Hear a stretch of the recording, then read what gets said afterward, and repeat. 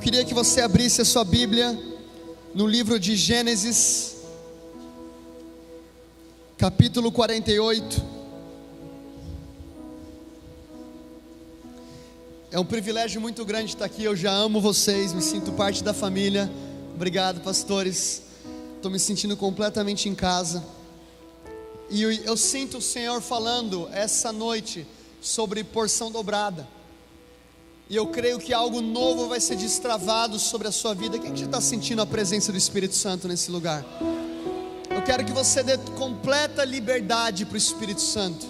A gente vai ficar nessa presença, a gente vai ficar no rio do Senhor. Eu sinto como se tivesse um rio passando aqui. É um ambiente de família.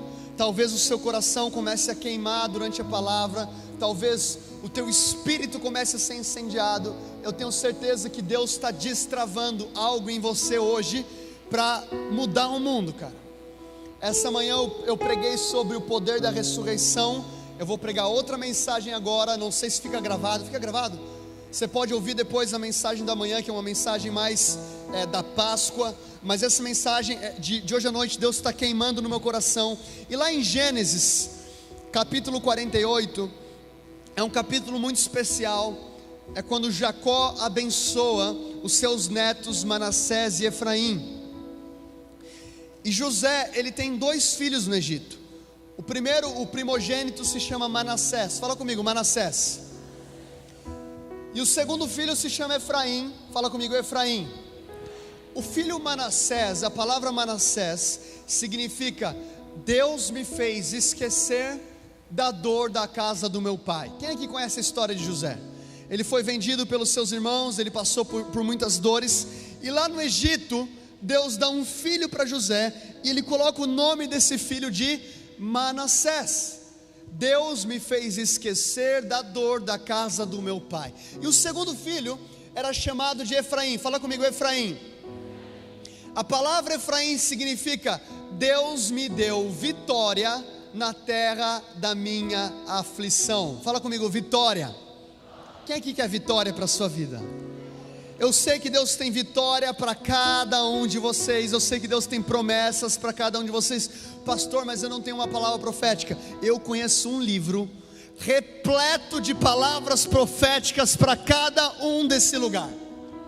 Se chama Bíblia. Da primeira página até a última é Deus falando com você. Agora, antes de você viver o seu Efraim, antes de você viver a sua vitória, antes de Deus viver a sua promessa, você vai passar por um processo chamado Manassés, que em outras palavras significa perdão. Fala comigo, perdão. Quem aqui é um crente que em algum momento da sua vida você já foi ferido? Não tem vergonha nenhuma, todo mundo aqui já passou por situações difíceis. Agora, o que essa história de Manassés e Efraim nos ensinam é que você só pode viver a sua vitória se você passar pelo processo de perdão. Tem muitas vezes que nós não estamos vivendo a plenitude da palavra de Deus sobre nós, porque nós não conseguimos nos livrar das ofensas. E José teve um sonho, uma palavra, uma direção de Deus quando ele era criança. Só que ele só viu aquilo acontecendo na vida dele quando ele conseguiu passar por esse processo. Então, se você quer vitória na sua vida, meu irmão, decida perdoar todas as pessoas que já te ofenderam. A verdade é que eu nunca estarei pronto para Efraim se eu não abraçar o processo chamado Manassés. Eu nunca vou estar pronto para a minha promessa se eu não conseguir perdoar os que me machucaram. E por que Manassés teve que vir primeiro? Porque senão José ia estar no Egito quando chegassem os seus irmãos, e ele ia falar assim: vocês que me viram passar pela prova e não me ajudaram, agora que me vê na bênção vai se arrepender. Foi isso que José falou? Não. Ele fala assim: o Senhor me enviou adiante de vocês para a preservação da nossa nação. Quando você passa pelo processo de perdão, Deus te dá autoridade. E eu não estou falando que Deus te feriu, eu estou falando que Deus vai pegar a área da sua dor e vai se transformar numa plataforma para que a glória do Senhor venha sobre você. E agora nesse momento, Jacó ele está prestes a abençoar os filhos de José. E lá no versículo 8, a palavra diz: quando Israel viu os filhos de José, perguntou: quem são esses? Respondeu José ao seu pai: são os filhos que Deus me deu aqui. Então Israel disse: traga-os aqui para que eu os abençoe. Então presta atenção nisso. José entende a importância da bênção. Quem aqui é pai? Tá, bastante gente. Eu não tive um pai cristão que queimasse por Jesus. Então quando o meu filho nasceu, e eu tenho um filho que é o filho, eu sei que tem muita criança linda, mas o meu filho, ele é tipo mais lindo do que todo mundo. E todo pai tem esse sentimento. E quando ele nasceu, para você ter ideia, meu filho nasceu um pouquinho antes da morte de Billy Graham. Eu falei: Deus, eu já sei, quando Deus tirou um profeta, Deus levantou outro, meu filho. E quando ele nasceu, eu estava orando: Deus, eu não tive um modelo de pai, eu não sei como é que eu vou ser um pai para o meu filho. E eu estava lendo a Bíblia e o Senhor falou comigo: você vai orar por ele todos os dias, dizendo que o Senhor te abençoe e te guarde, que o Senhor faça resplandecer o seu rosto sobre ti e te conceda graça, que o Senhor volte para ti o teu rosto e te dê paz. Eu te abençoo em nome de Jesus. Você é um grande avivalista e você vai mudar o mundo. Todo dia eu faço isso. Eu falei: Deus, isso aqui está parecendo loucura. No mesmo dia que o Senhor falou aquilo comigo, eu estou ouvindo uma pregação de um judeu messiânico, e esse judeu messiânico fala: a importância, o motivo da bênção de Israel é porque eles entenderam o poder da bênção de um pai. E ele fala que na cultura judaica, um pai, ele senta constantemente com o filho, e ele fala assim: filho, porque eu sou descendente de Abraão, você nasceu para mudar o mundo, você não é uma pessoa comum, você vai mudar a história.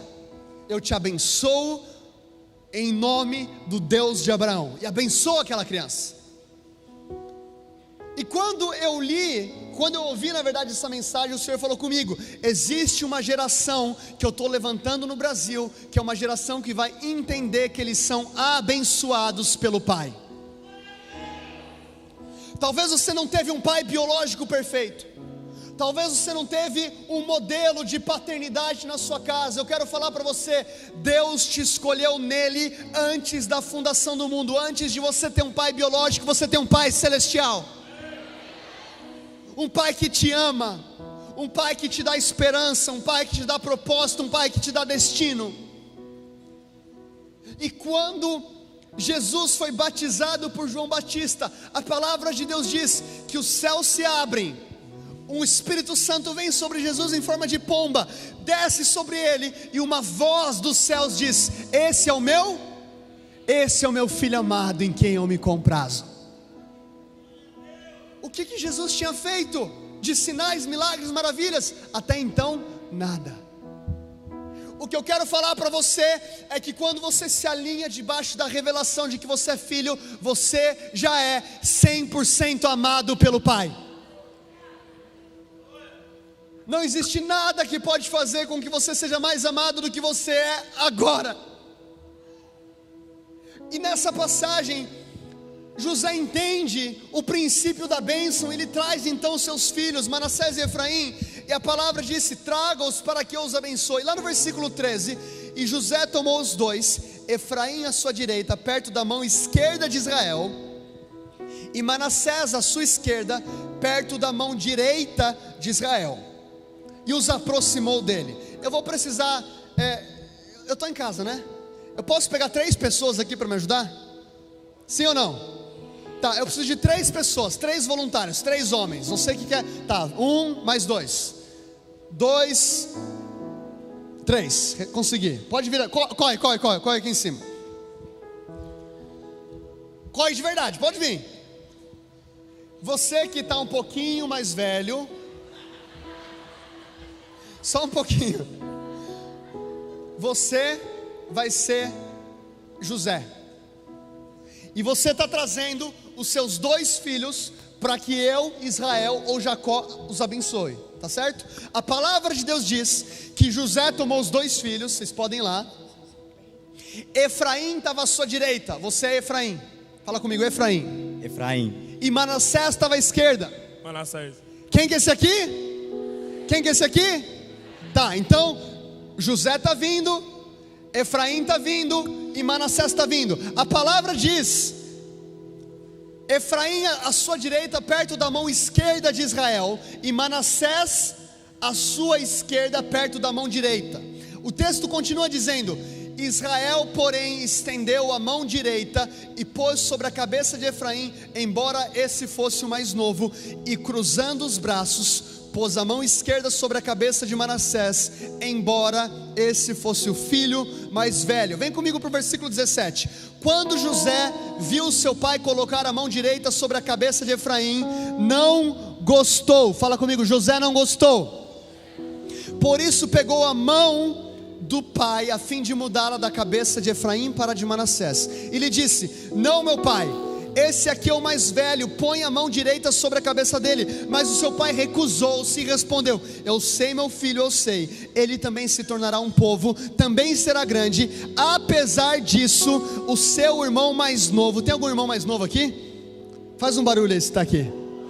O seu irmão mais novo será maior do que ele, e os seus descendentes se tornarão muitos povos. Então José está vindo, e a palavra de Deus diz que esse é Efraim e esse é Manassés. Eu sou Israel.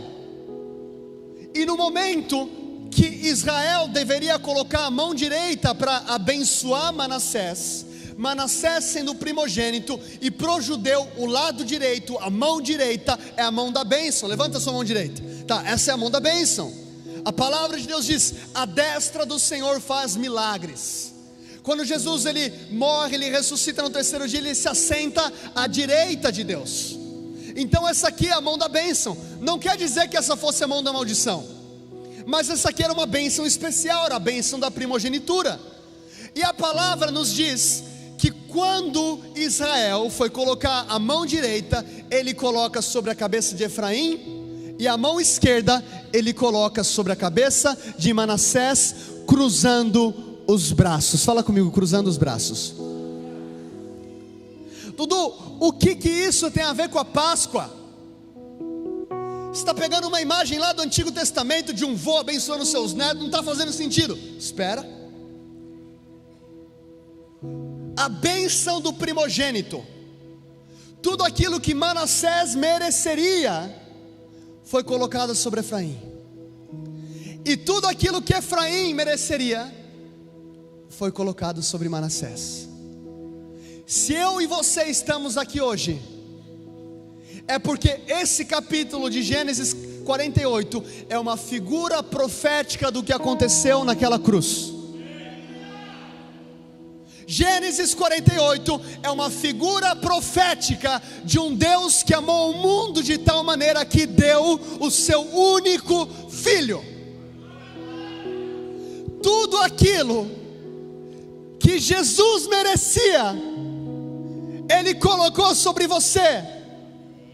E a maldição que eu e você mereceríamos, Ele colocou sobre Jesus. Verdadeiramente Ele foi ferido. Verdadeiramente Ele foi ferido. O que eu estou falando para você hoje é: o pai cruzou os braços em Gênesis 48, e o pai cruzou os braços na cruz. Tudo aquilo que nós mereceríamos, Deus colocou sobre Jesus, para que agora a gente entrasse debaixo dessa revelação da paternidade de um Deus tão bom. Um Deus tão bom, que deu aquilo que Ele tinha de mais precioso, para que a gente vivesse então em novidade de vida. Para que a gente, pode descer, vocês podem dar uma salva de palmas para essa galera aqui.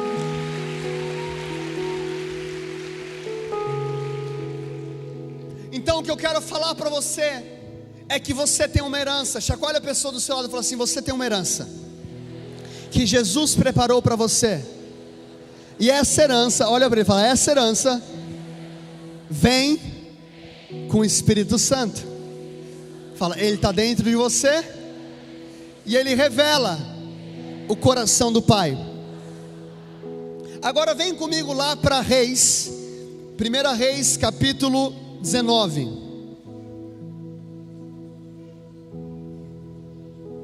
Versículo 11.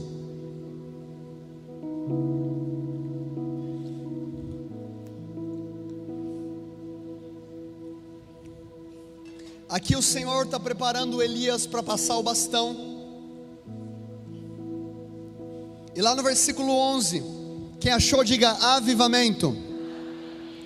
A palavra de Deus diz: o Senhor lhe disse: saia e fique no monte na presença do Senhor, pois o Senhor vai passar.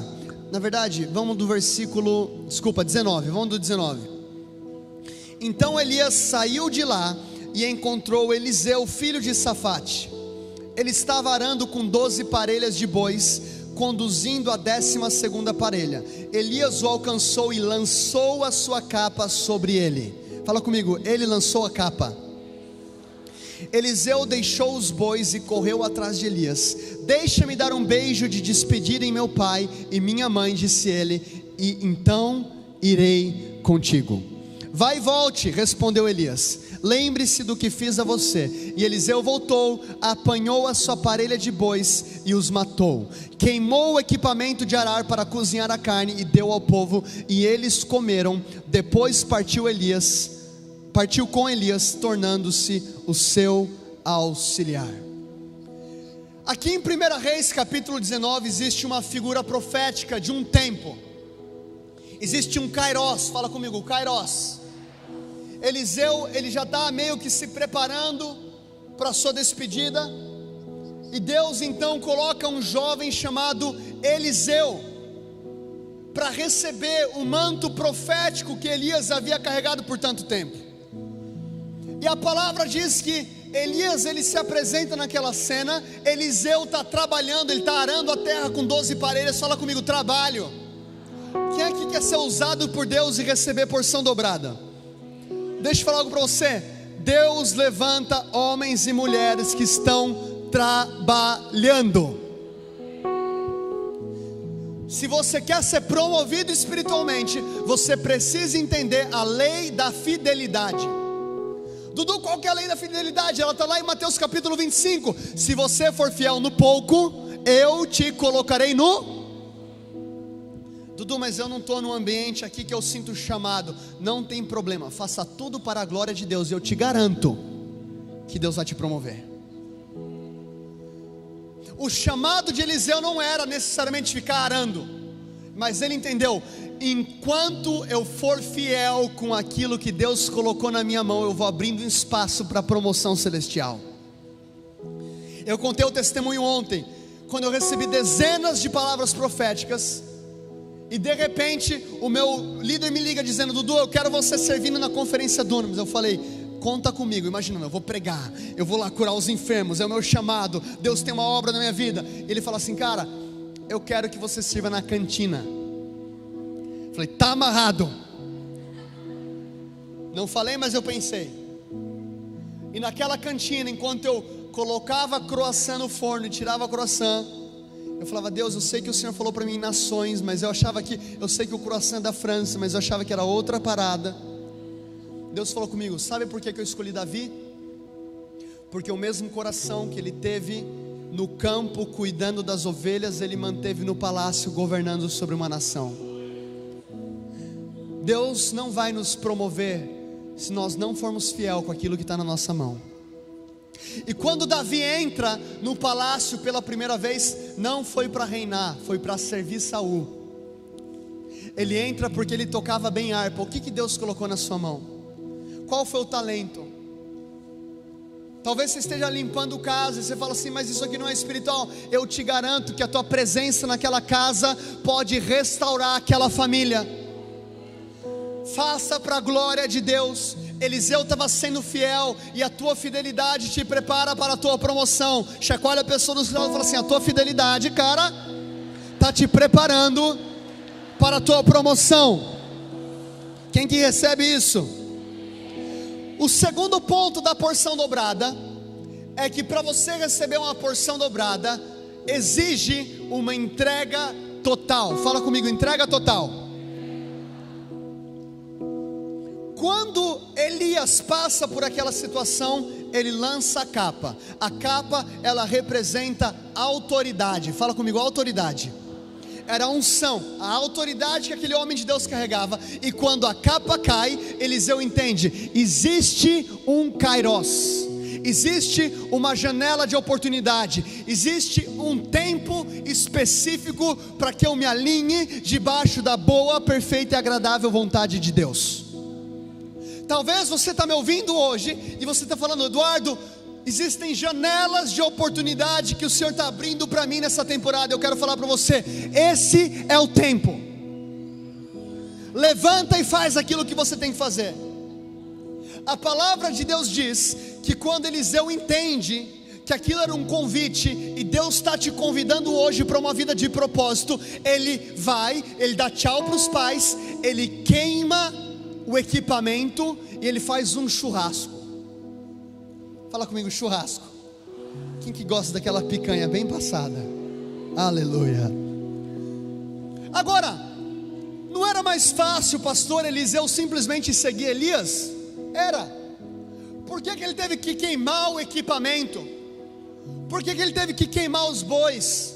Não faz sentido. Faz sentido. Não faz sentido. Sabe por que faz sentido? Porque aqui Eliseu está queimando o plano B. Deus está levantando uma geração aqui nessa igreja que vai viver a boa, perfeita e agradável vontade de Deus, e você precisa queimar o plano B. Muitas vezes a gente faz um plano B bonitinho e diz: ah, se der errado. Meu irmão, muitas vezes o plano B é o medo disfarçado. Ah, se der errado eu volto. Se Deus não me encontrar, eu volto. Se a porta não abrir, eu volto.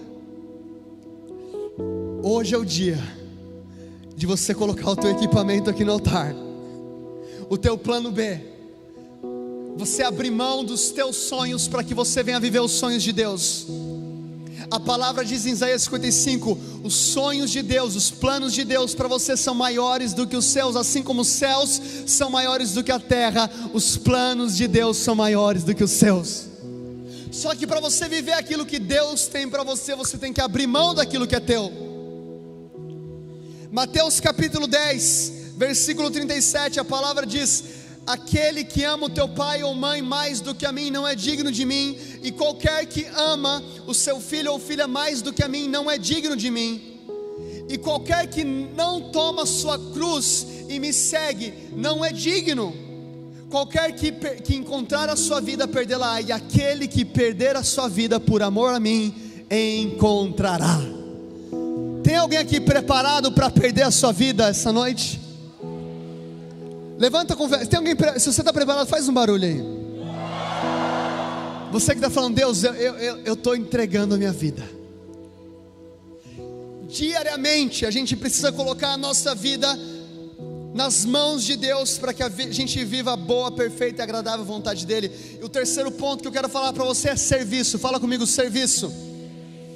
O versículo 21 diz que Elias partiu, depois partiu com Elias, tornando-se o seu auxiliar. Eliseu foi servir. Eliseu não chegou para Elias dizendo: Elias, qual que é então o meu salário? Eu quero saber o meu plano de aposentadoria, eu quero saber o meu vale-refeição, eu quero saber o que eu vou... Elias, eu quero te seguir, mas eu preciso saber da contrapartida. Não. Ele entende: esse é um homem de Deus e eu vou servir. Eu lembro do meu pai na fé, até o Hayashi, me ligando 3, 2, 4 horas da manhã falando: Dudu, eu estou indo orar às 5:30 na igreja, você está afim? Eu não estava afim. Sendo bem sincero, Deus, a minha cama aqui está tão boa. Quem já passou por isso? Está tão gostoso. E Deus falava: vai. Você quer o manto? Sirva. Preste atenção nisso. O manto sempre cai do lado de alguém que está servindo. Existe uma geração que quer uma porção dobrada, mas existem poucos que querem servir. E o que eu quero falar para você é que tão espiritual quanto está com o microfone aqui na mão é a equipe que arrumou aqui o templo com as cadeiras. São as pessoas que limparam esse espaço. São os meus amigos aqui com as câmeras. É o meu amigo aqui tocando. É o meu outro amigo aqui. É a galera aí de trás, a galera da atmosfera. O manto vai cair para vocês. Eu estou dizendo agora em nome de Jesus. Sabe de uma coisa? Se você não se envolve com o serviço, você começa a ser um crente chato. Quem conhece um crente chato? Agora no mau sentido. Eu acho que o culto está muito longo. Aí quando ele é mais curto, eu acho que foi muito raso hoje, tinha que ser mais profundo. Eu não gostei dessa música. Que bom que você não gostou, não é para você, é para Jesus. Que bom que você não gostou. Eliseu foi simplesmente servir. Lá em Atos capítulo 6, abre comigo em Atos 6.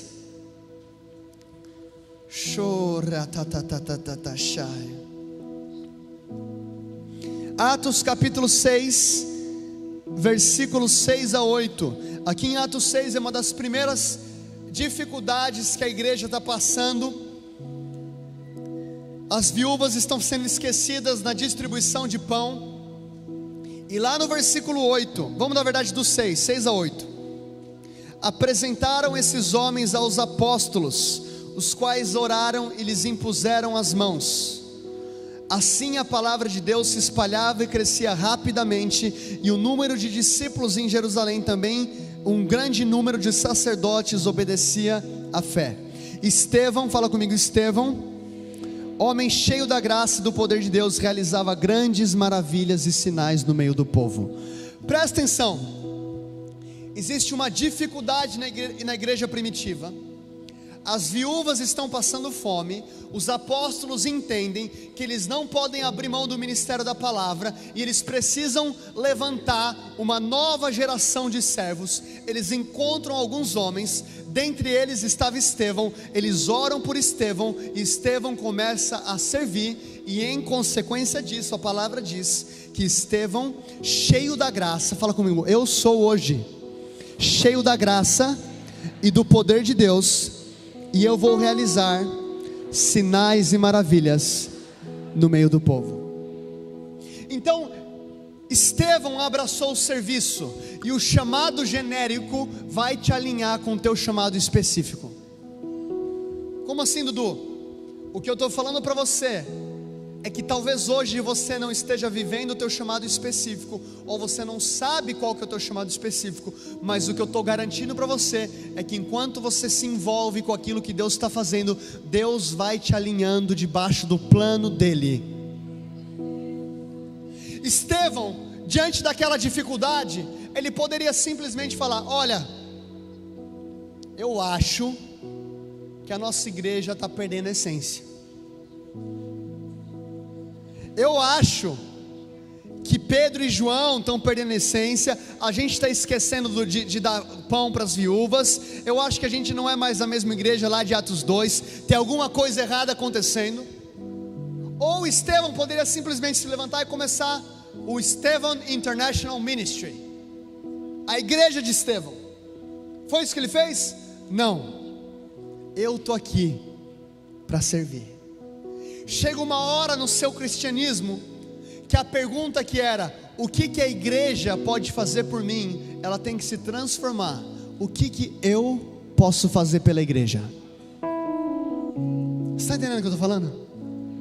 Se você quer um manto, você não aponta para problemas, você aponta para você dizendo: eu sou aquele que vou resolver esse problema.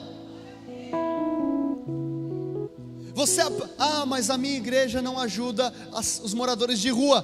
Você é a sua igreja, você ajuda os moradores de rua. Mas a minha igreja não tem um ministério de viúvas. Se Deus está queimando isso no seu coração, talvez seja para você. Ah, mas a minha igreja ainda não invadiu as escolas. Vai você e leva o reino de Deus para dentro da tua escola. O que eu quero falar para você é que você é a resposta para a sua oração. E eu tenho mais eu tenho mais 2 pontos. Eu queria que você abrisse agora comigo.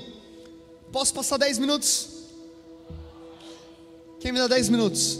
Tá, 10, 20, 30, já ganhei aqui a noite. 2 Reis, capítulo 2.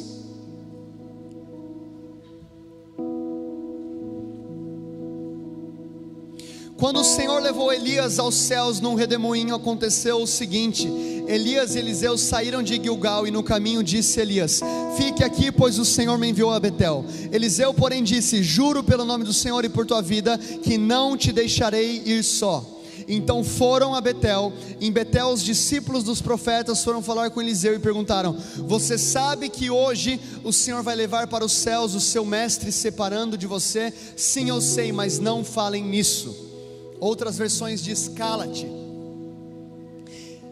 Então Elias disse: fique aqui, Eliseu, pois o Senhor me enviou a Jericó. E ele respondeu: juro pelo nome do Senhor e por tua vida, que não te deixarei só. Desceram então para Jericó. Em Jericó os discípulos dos profetas foram falar com Eliseu e lhe perguntaram: você sabe que hoje o Senhor vai levar para os céus o seu mestre separando de você? Respondeu Eliseu: sim, eu sei, mas não falem nisso. Em seguida Elias lhe disse: fique aqui, pois o Senhor me enviou ao Rio Jordão. Ele respondeu: juro pelo nome do Senhor e por tua vida, que eu não deixarei ir só. Então partiram juntos. Fala comigo: juntos. 50 discípulos dos profetas os acompanharam e ficaram olhando à distância. Quando Elias e Eliseu pararam à margem do Jordão, então Elias tirou o manto, enrolou-o com ele, bateu nas águas. As águas se dividiram e os dois atravessaram em chão seco. Depois de atravessar, Elias disse a Eliseu: o que posso fazer em favor antes que eu seja levado para longe de você? Respondeu Eliseu: faze de mim o principal herdeiro do teu espírito profético. Disse Elias: o seu pedido é difícil, mas se você me vir quando eu for separado de você, terá o que pediu, de contrário não terá. De repente, enquanto caminhavam e conversavam, apareceu um carro de fogo puxado por cavalos de fogo que os separou, e Elias foi levado aos céus num redemoinho. Quando viu isso, Eliseu gritou: meu pai, tu eras como os carros de guerra e os cavaleiros de Israel. Como os cavaleiros de Israel. E quando já não podia mais vê-lo, Eliseu pegou as próprias vestes e as rasgou ao meio, e depois pegou o manto de Elias que tinha caído e voltou para a margem do rio. Então bateu nas águas do rio com o manto e perguntou: onde está agora o Senhor, o Deus de Elias? Tendo batido nas águas, elas se dividiram e ele atravessou. E quando os discípulos dos profetas vindo de Jericó viram isso, disseram: o espírito profético de Elias repousa sobre Eliseu. Então foram ao seu encontro, prostraram-se diante dele e disseram: olha, nós teus servos temos 50 homens, deixa-os sair à procura do teu mestre. Talvez o Espírito do Senhor o tenha levado e deixado em algum monte ou algum vale até aqui. Então Elias, ele entende que ele está prestes a ser levado pelo Senhor. E existe algo no mundo profético, no mundo espiritual, que sempre que Deus leva um homem de Deus, é porque Ele está levantando uma nova geração. Existem palavras proféticas que a nossa geração, a minha, a tua, que a geração que viria depois de Billy Graham, seria a geração que iria ver a maior onda de salvação que o mundo já viu. E eu creio que isso é uma herança para Fortaleza. E Elias entende: eu estou sendo levado. Eliseu, fica aqui, fica em Gilgal. Tão certo como vive o Senhor e como vive a tua alma, eu não te deixarei. Eles vão para Jericó. Tão certo como vive o Senhor e como vive a tua alma, eu não te deixarei. Até o Jordão. Tão certo como vive o Senhor e como vive a tua alma, eu não te deixarei. Quem aqui quer porção dobrada? Algo que você vai precisar para viver o teu destino profético: perseverança.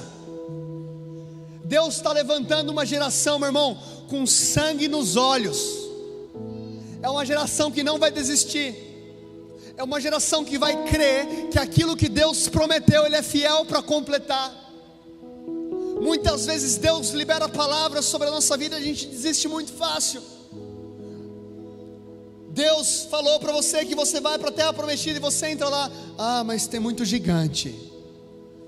Meu irmão, você tem duas opções: ou você olha para o gigante, ou você olha para o cacho de uva.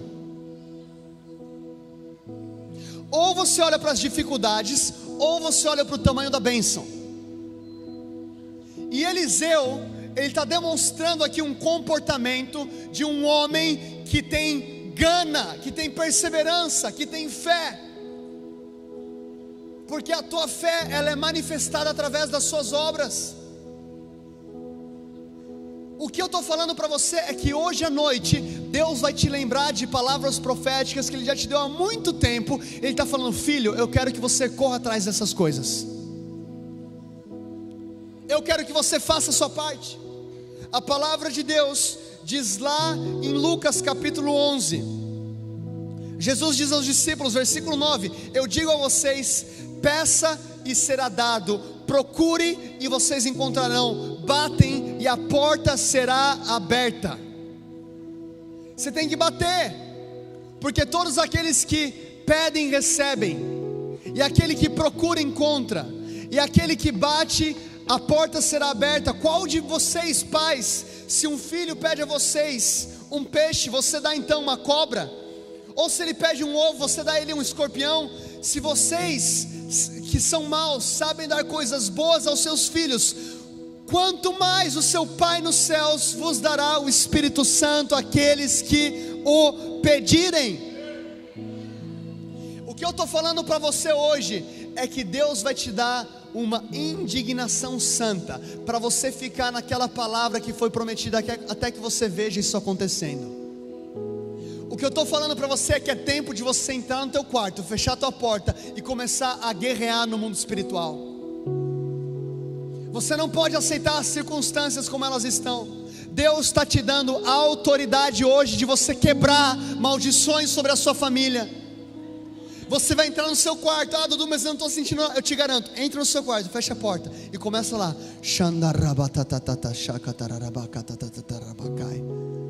O Espírito Santo intercede através de você, de acordo com a vontade do Pai. E Ele está te convidando para um tempo onde você vai guerrear para que você veja as suas palavras. É a soma da fé e da perseverança. Deus está nos dando isso hoje. E a última coisa que eu quero falar é a respeito da fé. Elias pergunta para Eliseu: o que você quer que eu te faça? E ele fala: eu quero porção dobrada do teu espírito. Tem alguns de nós aqui que se o teu pastor fizesse essa pergunta para você, você ia falar: eu quero um carro novo. Nada de errado com um carro novo, que Deus te abençoe com muitos carros, para que você possa abençoar outras pessoas com carros também. Eu quero uma casa. Não são coisas ruins, mas Eliseu está falando: eu quero algo que nunca foi pedido na Bíblia. Você entende que na Bíblia nunca ninguém tinha pedido porção dobrada do Espírito de alguém? Eliseu entendeu: eu quero, Elias, eu reconheço que você é um homem de Deus, eu quero fazer o dobro de tudo aquilo que você fez. O que é isso? Fé. Deus está esticando a nossa fé hoje. Existem mães aqui, eu sinto o Espírito Santo falando isso agora. Existem mães aqui que você sonha em dar uma educação melhor para o teu filho, você quer colocar ele numa escola privada e você não tem recursos, mas você sabe que você precisa investir na educação do seu filho. Quem é você? Você que está passando por isso, pode levantar a mão, não precisa ter vergonha, eu quero orar por você. Tá, levanta a mão se você está nessa situação. Fica de pé, eu quero orar por você agora.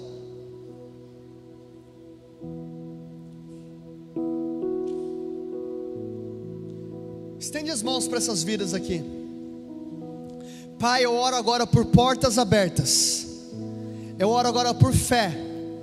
Que o Senhor venha liberar sobre a vida delas uma medida sobrenatural de fé, para que portas nas melhores escolas de Fortaleza sejam abertas.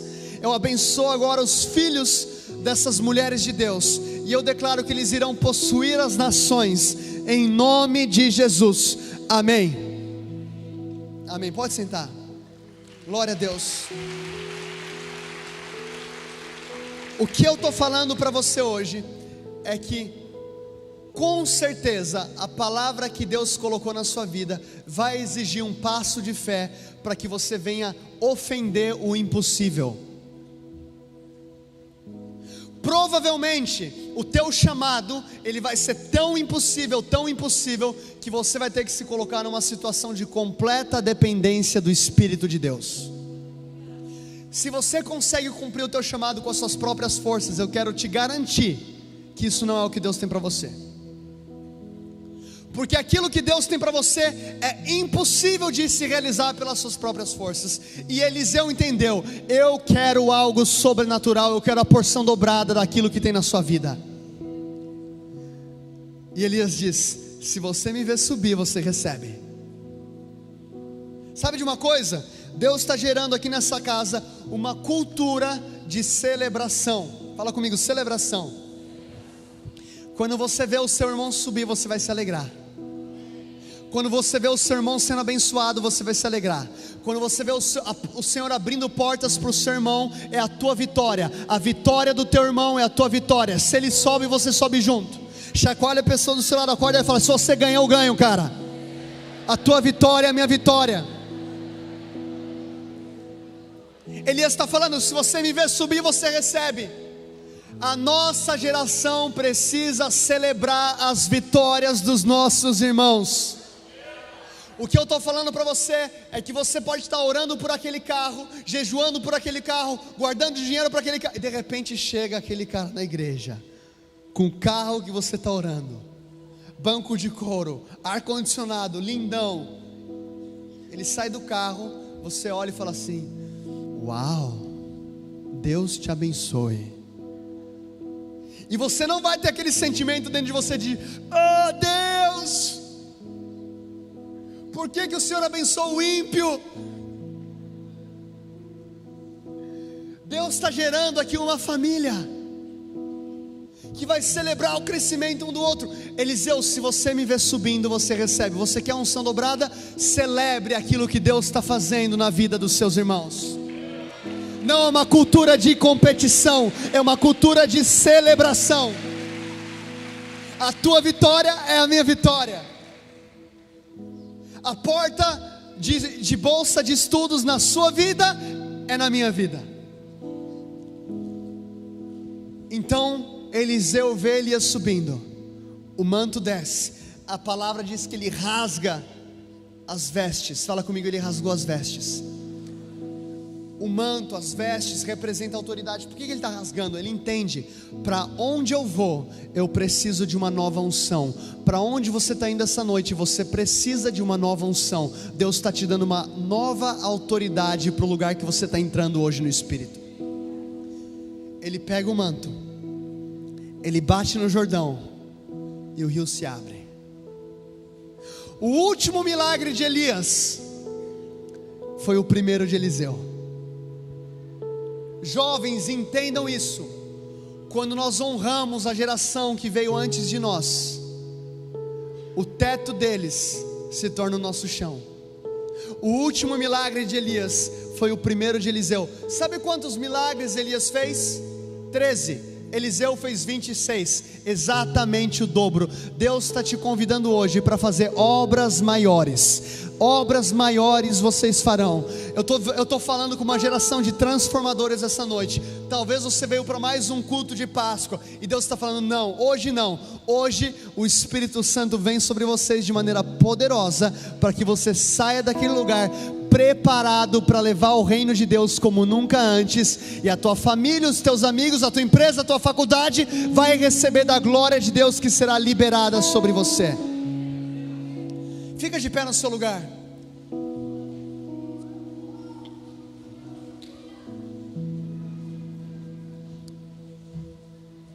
Chora,